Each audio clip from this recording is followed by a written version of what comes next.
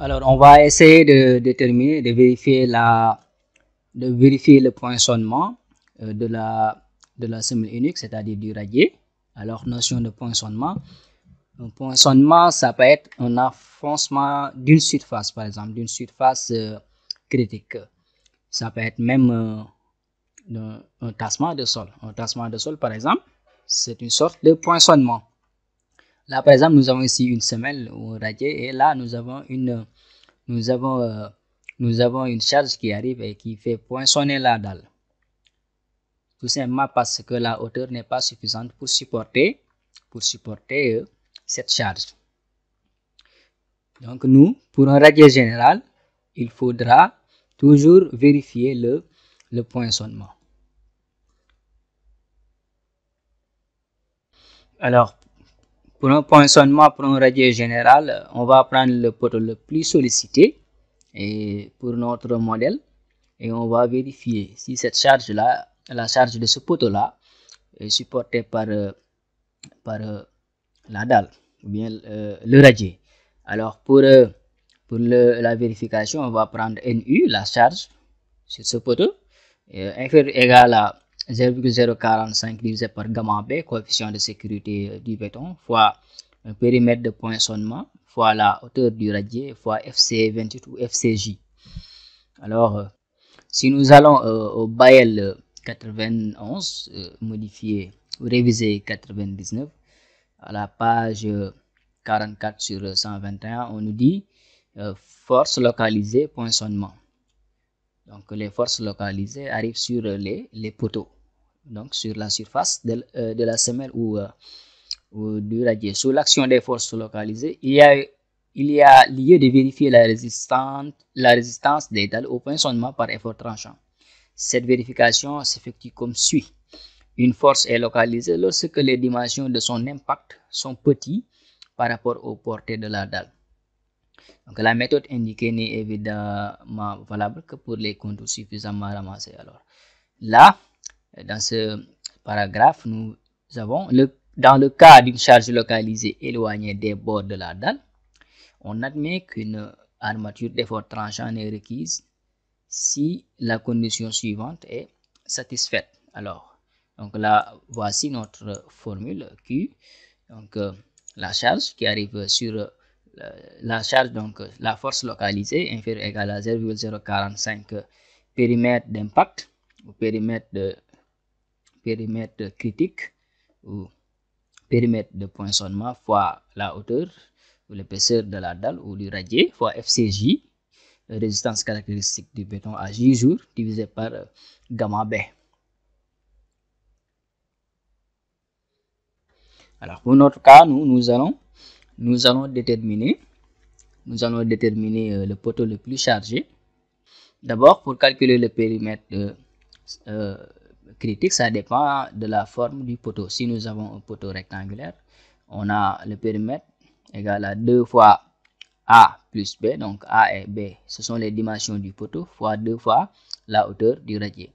Si donc c'est un poteau circulaire, c'est pi facteur de diamètre du poteau, donc, plus la hauteur du radier ou de la dalle.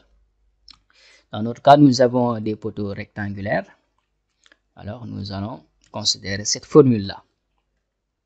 Nous allons sur notre modèle et on va chercher le poteau le plus chargé. Dans le résultat diagramme bar, on va faire fx. Dans paramètres, on va cocher les descriptions, une forme. On voit les extrêmes globaux. On va appliquer pour voir. Et là, bon, on peut filtrer les étages et prendre, voilà. Nous voici notre poteau qui est vraiment le plus chargé. Notre poteau plus chargé. Et là, on va réactiver les croquis pour voir. Voici notre fameux poteau le plus chargé avec 2025 kN. Alors là, dès qu'on sélectionne, on verra que c'est un poteau de 45 cm x 60 cm. Voilà, section 45 x 60 cm. Donc voici petit a et petit b et nous avons une charge de 2025,75 kN. Alors, nous allons directement calculer. On maintient NU égale à 2025,75 kN.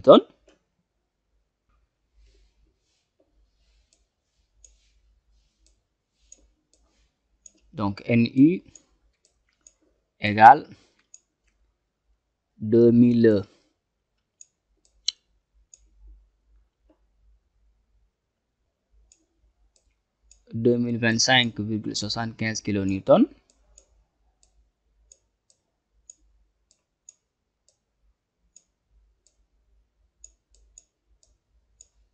voilà.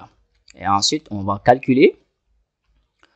On va chercher si c'est inférieur ou égal à 0,045 fois le périmètre critique ou périmètre de poinçonnement fois H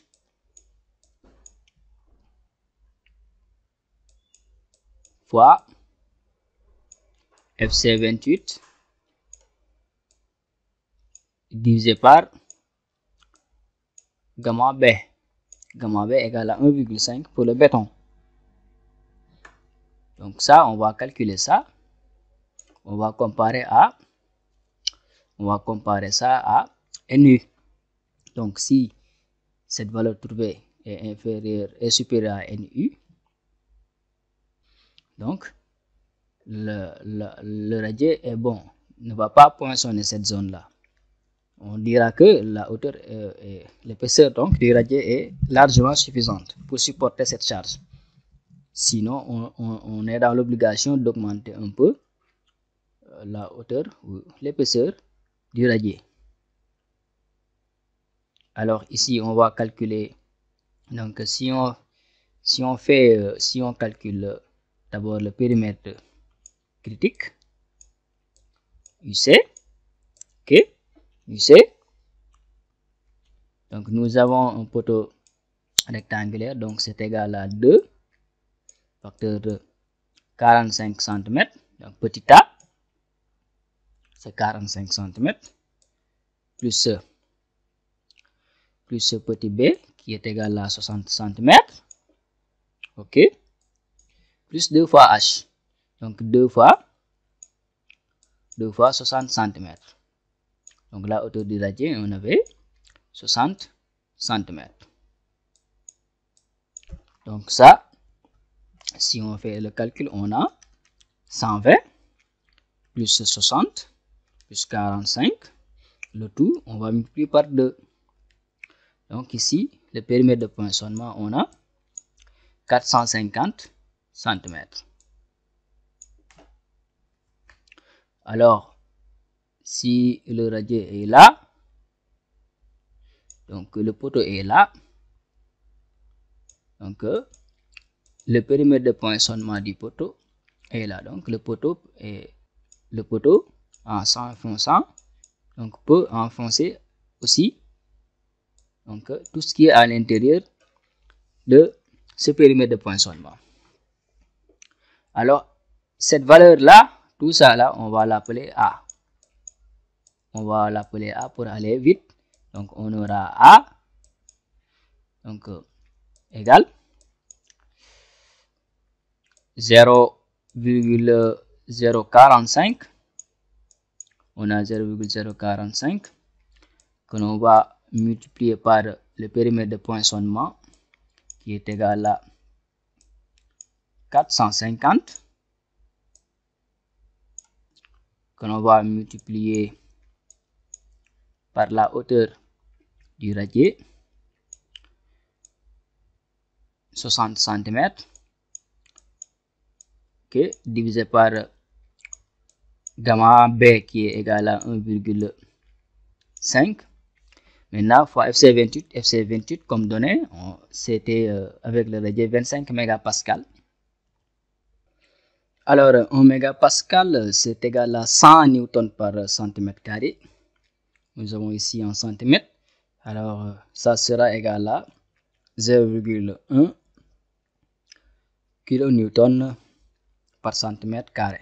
Donc, ce qui donne ici,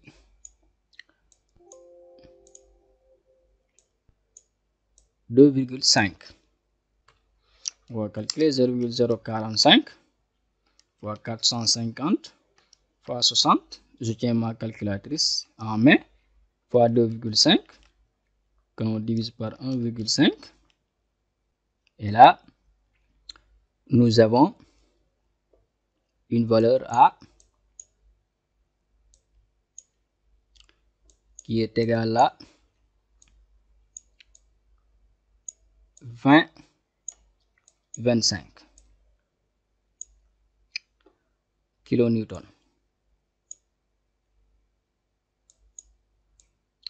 Alors ça, c'est inférieur à NE.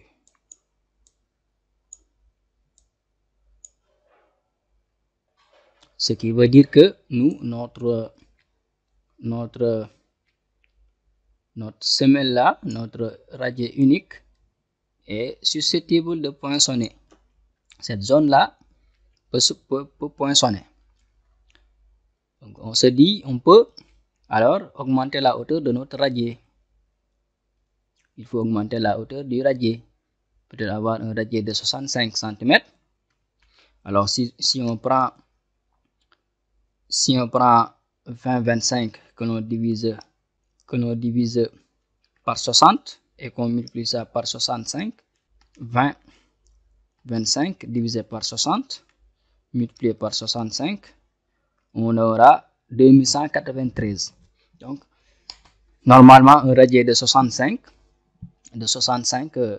cm d'épaisseur peut suffire. Donc, ici, on va conclure qu'il y aura poinçonnement. Donc, on va conclure ici qu'on risque d'avoir un poinçonnement. Ok, on risque d'avoir un poinçonnement ici. Tout simplement parce que la dalle ne peut pas supporter la charge localisée. Donc, qui arrive sur ce poteau par exemple. Donc, le poteau le plus chargé. Alors, la solution est d'augmenter la hauteur du radier. Donc, par la suite, dans nos calculs, nous allons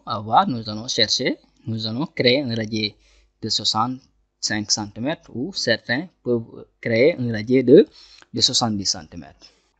Voici en quelque sorte comment on calcule manuellement, comment on vérifie le poinçonnement d'une dalle ou d'un radier.